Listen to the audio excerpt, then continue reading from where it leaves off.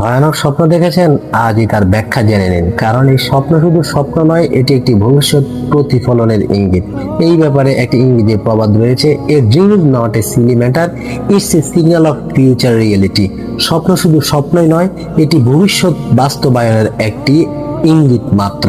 সেজন্য আপনি স্বপ্ন দেখে যে কোনো ব্যক্তির থেকে, যে কোনো অভিজ্ঞ ওলামা থেকে, আলেম থেকে, স্বপ্নের ব্যাখ্যাকার থেকে আপনার স্বপ্নের ব্যাখ্যাটি জেনে নেবেন, সেই অনুপাতে আমল করার চেষ্টা করবেন।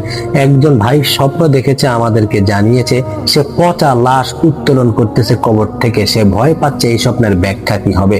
কেউ যদি স্বপ্ন দেখে কবর থেকে পচা লাশ উত্তোলন করতেছে, তাহলে এই স্বপ্নের ব্যাখ্যা হচ্ছে ওই ব্যক্তির দ্বারা ভয়ঙ্কর কোনো অন্যায় কাজ হবে, ওই ব্যক্তির দ্বারা ভয়ঙ্কর কোনো আপনার ঘৃণিত কাজ হবে, ওই ব্যক্তির হাতে অবৈধ সম্পদ কিংবা কালো টাকা অর্থাৎ নাজায়েজ কোনো সম্পদ উপার্জিত হবে, সে নাজায়েজ হারাম কাজে জড়িয়ে পড়বে।